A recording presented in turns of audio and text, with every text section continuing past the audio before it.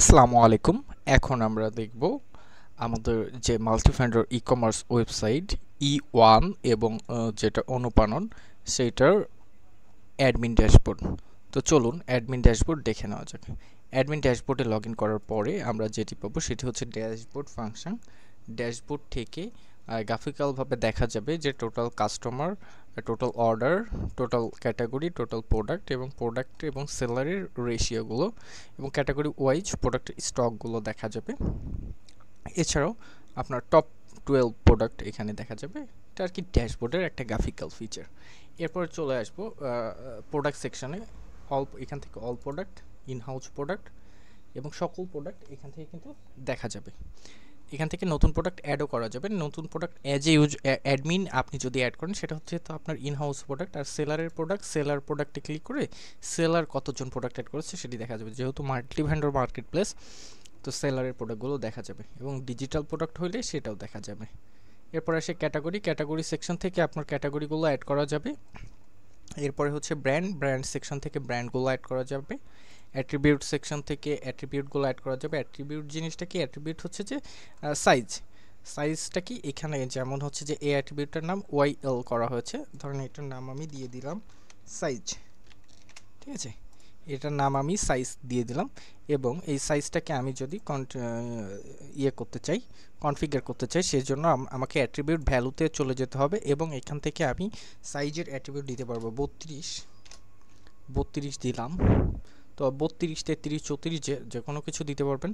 এরপরে আপনি চাচ্ছেন যে ML এক্সেল এইভাবেও আপনি কিন্তু অ্যাড করতে পারবেন, মানে অ্যাট্রিবিউটটা আর কি। তো কেজি মাপের হইলো, আপনার সাইজের কাছে কেজি প্রয়োজন, তো আপনি নতুন একটা অ্যাট্রিবিউট ক্রিয়েট করলেন এবং কনফিগার অপশন থেকে এখানে অ্যাড করলেন ওজন থেকে ওজন অ্যাড করার পরে ওজন সেকশনে কনফিগার অ্যাট্রিবিউট ভ্যালুতে গিয়ে 1 কেজি, 2 কেজি, 4 কেজি এভাবে অ্যাড করতে পারবেন।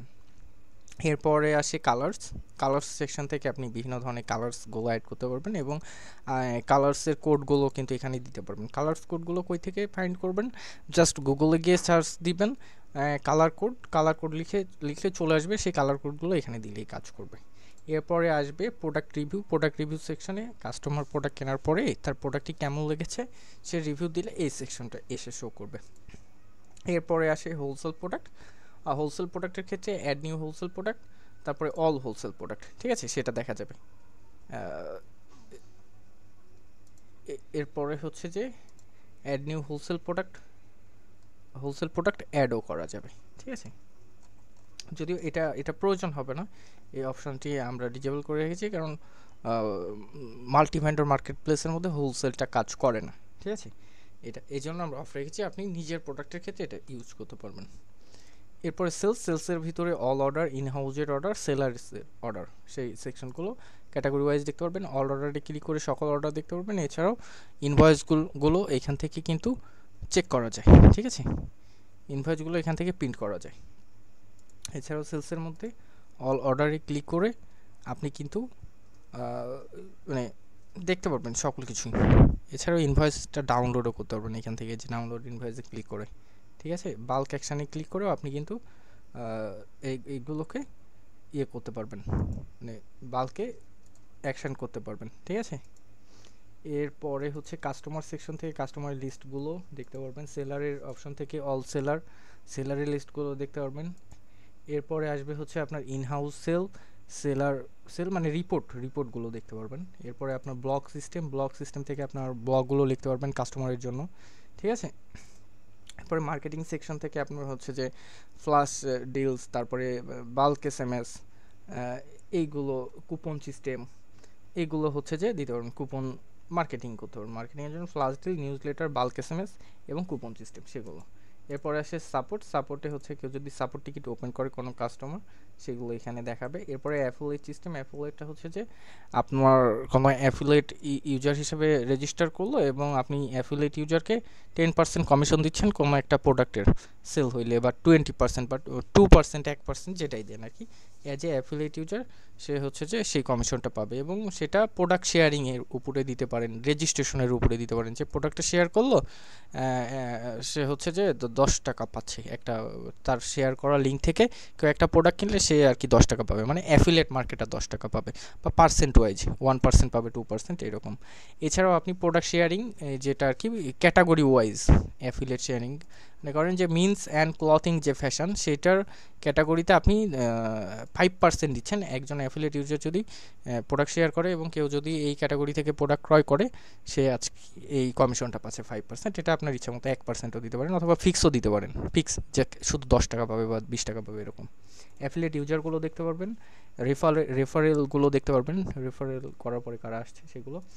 অ্যাফিলিয়েটের ইউজাররা যখন তাদের টাকা উইথড্র দিবে তখন এইখানে রিকোয়েস্টগুলো আসবে। সেটা ওটিপি সিস্টেম। ওটিপি সিস্টেমটা কি? ওটিপি সিস্টেমটা হচ্ছে যে কাস্টমার লগ ইন করার সময় ওটিপি দিয়ে লগ ইন করবে। সেটার জন্য কীভাবে লগ ইন করবে সেটার জন্য অল্প কিছু আপনি ইউজ করতে পারবেন এই মুহূর্তে। সেটা হচ্ছে যে এসএসএল ওয়্যারলেসের ওটিপি, ঠিক আছে, অথবা স্বাধীন এসএমএস, যেটা এই দুইটা ইউজ করতে পারবেন। হয় এসএসএল ওয়্যারলেসের এপিআই লাগবে, অথবা স্বাধীন এসএমএসের এপিআই, ঠিক আছে। ক্যাডেন্সিয়ালগুলো কীভাবে সেট করবেন? এই যে এখানে এসএসএল ওয়্যারলেসের ক্যাডেন্সিয়াল দিয়ে দিবেন, সেট হয়ে যাবে। অথবা স্বাধীন এসএমএসের ক্যাডেন্সিয়াল দিবেন, সেট হয়ে যাবে। স্বাধীন এসএমএস একটা প্রোভাইডার, এসএসএল ওয়্যারলেস একজন প্রোভাইডার, ঠিক আছে। এটা বাংলাদেশি আর কি, আর বাকিগুলো বাহিরের দেশের। এরপরে ওয়েবসাইট হেডারে লগোগুলো চেঞ্জেস করতে পারবেন, তারপরে বিভিন্ন ধরনের লিঙ্ক চেঞ্জেস করতে পারবেন, ফোন নাম্বার সব কিছু। এরপরে ফুটারের সব কিছু চেঞ্জেস করতে পারবেন। এরপরে পেজেসগুলোকে চেঞ্জেস করতে পারবেন এবং নতুন পেজেস অ্যাড করতে পারবেন, যেমন home page, seller page, return policy page, support page. এছাড়াও হোম পেজকে কীভাবে ম্যানেজ করবেন? হোম পেজকে ম্যানেজ করার জন্য এই যে অ্যাপিয়ারেন্স থেকে সবগুলো লগোটাগো আপনি চেঞ্জ করতে পারবেন। এছাড়াও আপনার হচ্ছে যে ফ্ল্যাশ ডিলে লগো, এগুলো সব কিছু চেঞ্জ করতে পারবেন জেনারেল সেকশন থেকে। এছাড়াও এসইও টাইটেলগুলো দিতে পারবেন। আর হোম পেজ কন্ট্রোল করার জন্য এই যে জেনারেল সেটিংয়ে আসবেন, জেনারেল সেটিং থেকে আপনার কিন্তু লগো বা আদার্স এগুলো সব কিছু চেঞ্জেস করতে পারবেন।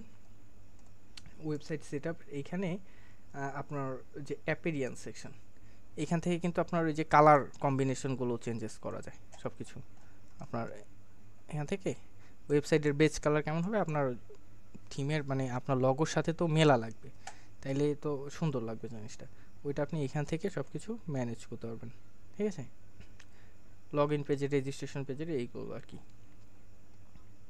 এরপরে পেজেস, এরপরে আসে হোম পেজের সব কিছু আপনি এখান থেকে চেঞ্জেস করতে পারবেন। মানে হোম পেজের ফন্ট এন্ডে যে স্লাইডারগুলো দেখাচ্ছে, ফটো লিঙ্ক, ইমেজ লিঙ্ক, এগুলো পেজেসের মধ্যে এসে হোম পেজ থেকে চেঞ্জেস করতে পারবেন। এছাড়াও নতুন পেজ চাইলে অ্যাড করতে পারবেন, লাইক যেমন এখানে আছে আপনার seller policy, return policy, support policy, নতুন পেজ এরকম অ্যাড করতে পারবেন আপনি। হাউ টু বাই এরকম পেজ অ্যাড করতে পারবেন।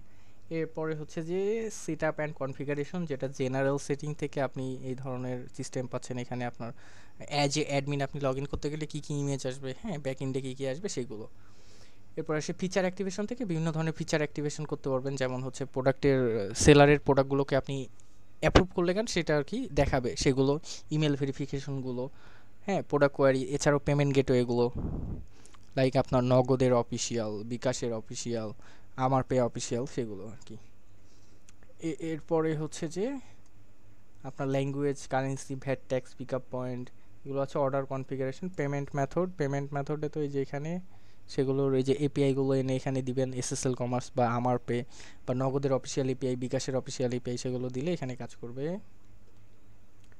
এরপরে হচ্ছে যে স্টাফ সেকশন থেকে স্টাফ অ্যাড করতে পারবেন। আপনার রোল ক্রিয়েট করা যায়, যে কোন রোলকে ম্যানেজারকে কি কি পারমিশন দিবেন, আদার্স অন্যদেরকে কি কি পারমিশন দিবেন, সেটা এখান থেকে দিয়ে আপনার হচ্ছে যে আপনি কিন্তু রোল অ্যাড করতে পারবেন, সেই রোলে আবার ইউজারও অ্যাড করতে পারবেন, ঠিক আছে।